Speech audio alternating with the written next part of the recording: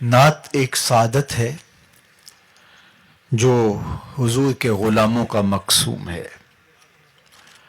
جن لوگوں نے اس مقدس سعادت کو کاروبار بنا لیا اور پیٹ کا دھندا بنا کر کے نعت کے تقدس کو پامال کرتے رہے، ان کے جانے کے بعد دنیا ان کا نام بھی فراموش کر دیتی ہے.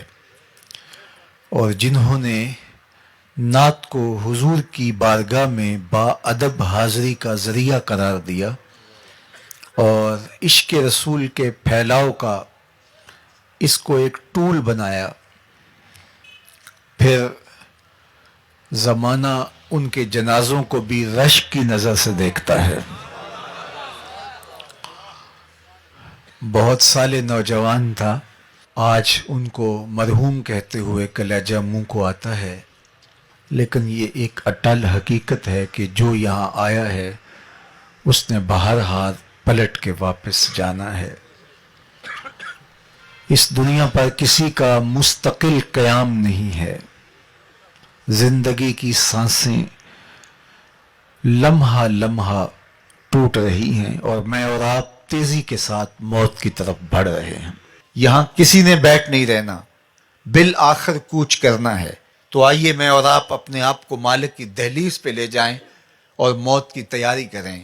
مجھے بتاؤ کہ کسی کو پتا تھا کہ یہ چمکتا ہوا چہرہ اور یہ روشن پیشانی جب بولتا ہے تو لہجے کی خوشبو اطراف میں پھیل جاتی ہے، یوں ہی ہاتھوں سے نکل جائے گا؟ کیا میرے اور آپ کے خواب و خیال میں بھی کوئی 2-3 ماہ پہلے یہ کہانی تھی؟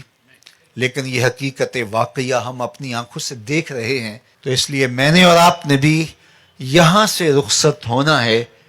تو خوش نصیب لوگ اور عبرت حاصل کرنے والے لوگ اپنی آخرت کی تیاری کرتے ہیں، ورنہ وہ لوگوں کی وفات پر چند لمحوں کے تعزیتی کلمات کہنے کے بعد اپنی غفلت شیار زندگی کا حصہ بن جاتے ہیں، اور پھر موت جب انہیں اچانک دبوچتی ہے تو پھر وہ کہتے ہیں کاش کہ ہم فلاں کے مرنے سے عبرت حاصل کر لی ہوتی. لیکن اس وقت پھر وقت ہاتھ سے نکل چکا ہوتا ہے. ہمارے مرحوم بھائی کی اچانک وفات ہمیں یہی درس عبرت دیتی ہے. اور میں آپ کو دوسری بات یہ کہنا چاہوں گا کہ آپ کی عقیدت ان کے نام سے اور ان کے صرف مزار سے اور ان کی قبر سے نہیں ہونی چاہیے، بلکہ آپ کی عقیدت ان کے مشن سے، ان کے فکر سے جو جامعۃ المصطفیٰ کی صورت اور شکل کے اندر دے کر کے گئے ہیں. آپ کی محبت کا عملی ثبوت اس ادارے کو آپ نے اپنا ادارہ سمجھنا ہے. میں مر کے بھی زندہ ہوں اہل وفا کی محفل میں، میری محفل میں یا میرا مزار نہ پوچھ. تو کسی کی فکر کے ساتھ جڑ جانا، یہ اس کے ساتھ محبت کا حقیقی رنگ اور حقیقی اسلوب ہوا کرتا ہے. تو یہ انہوں نے ایک مثال بھی قائم کی. عمومی طور پہ ثنا خانوں کو پذیرائیاں بھی ملی ہیں، بہت بہت عزتیں بھی ملی ہیں، لوگوں نے مال بھی نچھاور کیا، لوگوں نے ان کے قدموں میں اپنی آنکھیں بھی بچھائیں. ثنا خانوں کی بہت ساری غلطیوں کو لوگ نظر انداز بھی کرتے ہیں، اس لیے کہ یہ حضور کی ثنا خوانی کرتے ہیں، یہ حضور کی نعت پڑھتے ہیں.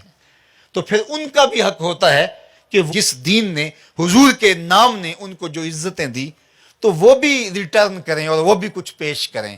میں نے ایک زمانے میں کہا تھا کہ گلوکاروں نے اور کرکٹرز نے اپنی اس شہرت سے فائدے حاصل کر کے بڑے عالی نصب ہاسپٹل اور بہت کچھ جو ہے وہ فلاحی کام کھڑے کر دیے. کاش کہ یہ ثنا خاں مل کر کے ایک حسان بن ثابت یونیورسٹی ہی بنا دیں.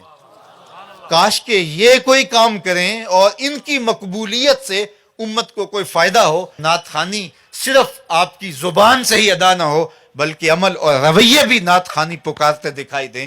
تو لازم ہے کہ نعت خواں حضور کے نام کی یونیورسٹیاں اپنی مقبولیت کے ذریعے سے قائم کریں.